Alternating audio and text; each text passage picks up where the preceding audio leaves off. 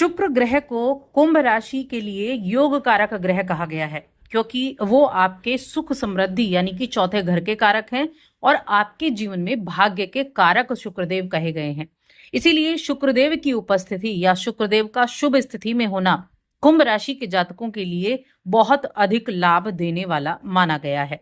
जय माता दी दोस्तों, आप सभी का स्वागत है हमारे YouTube चैनल अमृता एस्ट्रो में। और आज की इस वीडियो में मैं बात कर रही हूँ कुंभ राशि के लोगों के लिए अगले 25 दिनों में होने वाले बहुत बड़े बदलाव के बारे में। देखिए, शुक्र ग्रह अभी मेष राशि में विराजमान थे आपके तीसरे भाव में, लेकिन अब 29 जून को शुक्रदेव का राशि परिवर्तन होने वाला है और ये राशि परिवर्तन बेहद अच्छा रहने वाला है आपके लिए। जैसा कि मैंने बताया, शुक्रदेव आपके लिए योग कारक ग्रह हैं और वो कहाँ जा रहे हैं? वो अपनी राशि वृषभ राशि में गोचर करने वाले हैं।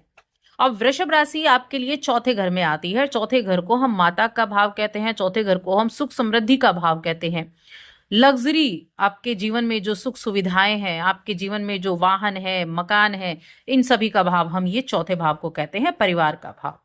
तो ये जो गोचर रहेगा ना, ये आगे आने वाले यानी कि 26 जुलाई तक ये शुक्रदेव की उपस्थिति यहां रहेगी और आपके लिए इस उपस्थिति का प्रभाव बेहद खास भी होने वाला है। कुछ चीजें तो ऐसी होंगी जो आपके लिए बेहद लाभदायक रहने वाली हैं। तो देखिए, चौथे घर का स्वामी चौथे घर में गया है, यानी कि केंद्र का स्वामी है और केंद्र में बैठा भी हुआ है, साथ में त्रिकोण का स्वामी भी है। तो यहाँ एक तो आपकी राशि सबसे ज्यादा इफेक्टिव होती है और दूसरा, जब केंद्र और त्रिकोण का स्वामी केंद्र में बैठता है तो ये एक बहुत अच्छा राजयोग भी होता है, जिसको हम केंद्र त्रिकोण राजयोग बोलते हैं।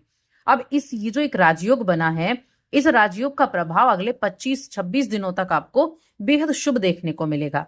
किस तरह से मिलने वाला है, चलिए जानते हैं। आगे बढ़ने से पहले छोटा सा निवेदन है, चैनल पर पहली बार आए हैं, अभी तक चैनल को सब्सक्राइब नहीं किया है तो जरूर कर ले। देखिए, शुक्र ग्रह का ये गोचर क्या करेगा? सबसे पहली चीज होगी कि आपकी मनोकामना पूर्ति में आपको सहायता मिलने वाली है। जो मन में कामनाएं होंगी उनमें आपको सहायता मिलने वाली है। और जब त्रिकोण आपसे जुड़ता है तो देखिए, त्रिकोण का जुड़ना होता है सीधा आपकी राशि पर इफेक्ट डालना। ठीक है, जब भी त्रिकोण का स्वामी केंद्र में गया तो क्या होगा कि आपके जीवन में जो लग्जरी चीजें, जो भौतिक सुख सुविधाएं हैं, उनकी प्राप्ति होगी, उनकी खरीदारी भी हो सकती है। आर्थिक मामलों में भी ये आपको अच्छे परिणाम देने वाला है। अब चौथा घर किस चीज का है? चौथे घर के स्वामी चौथे घर में बैठे हैं ना, साथ में धन के कारक भी हैं, विवाह के कारक भी है पुरुष के लिए और सुख समृद्धि के कारक तो है ही। तो क्या होगा? भूमि, भवन, वाहन, इन चीजों का सुख देने में ये समर्थ होंगे क्योंकि ये अपनी राशि में बैठे हैं।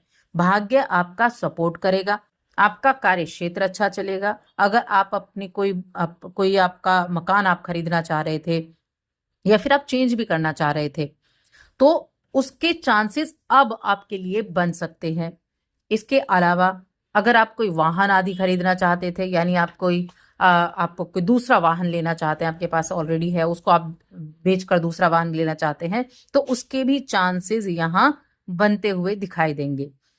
ये आपके संबंधियों से, आपके रिलेशंस को मजबूत करा सकता है। ये आपके संबंधी और आपके रिलेटिव से आपकी भेंट बहुत अधिक कराएगा। यहाँ काफी ज्यादा आपका आना जाना रहेगा और आप जन संपर्क के प्रति जागरूक बहुत अधिक रहेंगे।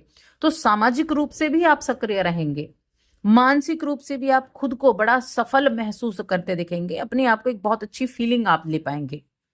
तो ये शुक्र का गोचर कई मामलों में, कई तरह की चीजों में, कई तरह के करियर के क्षेत्र भी हैं जहां आपको अच्छे रिजल्ट देखने को मिलेंगे।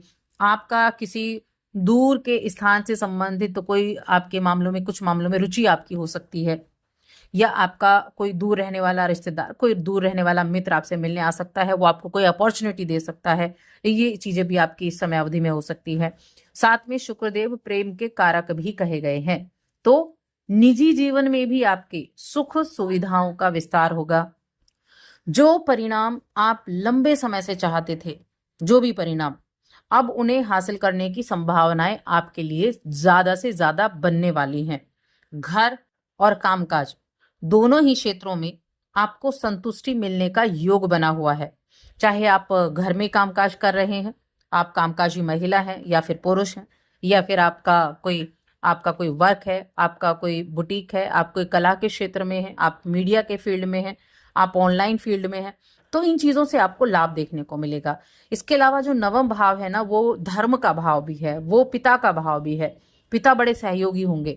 पिता का सहयोग भी आपके लिए इस समय अवधि में कोई ऐसी लग्जरियस चीजों को खरीदारी करने में पिता का सहयोग भी रहेगा। मकान वगैरह खरीदना है, घर का रेनोवेशन कराना है, इन चीजों में पिता का सहयोग भी आपको मिलेगा। कुछ लंबी यात्राएं आपकी हो सकती हैं, इस तरह की चीज भी रहेंगी, और फैमिली के साथ होंगी ये यात्राएं आपकी। आप परिवार के साथ यात्रा कर सकते हैं।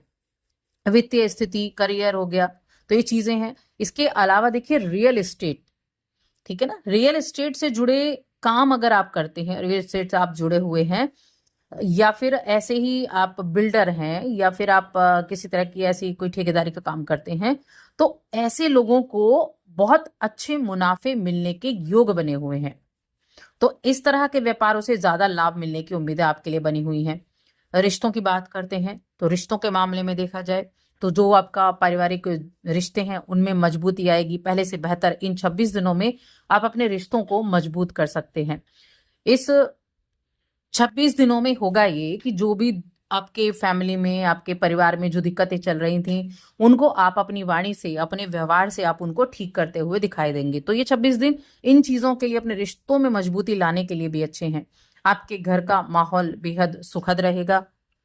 कुछ यात्राओं का योग भी इस समय अवधि में आपके लिए बन सकता है। ये यात्राएं धर्म से जुड़ी हुई भी हो सकती हैं, ये यात्राएं आपके शिक्षा के लिए भी हो सकती हैं। और अगर मैं शिक्षा की ही बात करूं तो छोटे बच्चों के लिए ये समय काफी अच्छा रहेगा। छोटे बच्चों के लिए ये समय अपनी शिक्षा के मामले में भी और घर परिवार के साथ वक्त बिताने के लिए भी बेहद अच्छा होने वाला है। साथ में जो भी इस राशि के जातक कुछ ऐसे काम करते हैं, आप फैशन डिजाइनिंग के काम से हैं, आप किसी तरह के आप बुटीक वगैरह चलाते हैं, आपका वस्त्रों का कोई कार्य है, तो ऐसे कार्यों के लिए ये समय काफी अच्छा रहने वाला है। अब देखिए यहाँ विवाह के योग भी कहीं ना कहीं बनते हुए दिखाई दे रहे हैं कि चांसेस बन सकते हैं यहाँ विवाह के भी। तो उस मामले में भी ये समय अच्छा रहेगा। नई स्किल्स सीखने की तरफ भी आपका जो रुझान है वो बढ़ा रहेगा कि आप नई चीजों से जुड़ पाएंगे, नई चीजों को सीखने का कोशिश कर पाएंगे। उपाय की बात करें कि क्या उपाय आप कर सकते हैं, तो एक तो आप जो भी शिक्षा से जुड़ी हुई कुछ चीजें हैं तो ऐसी चीजों का आप दान कर सकते हैं। और दूसरा है कि आप जो चावल है उसका दान कर सकते हैं।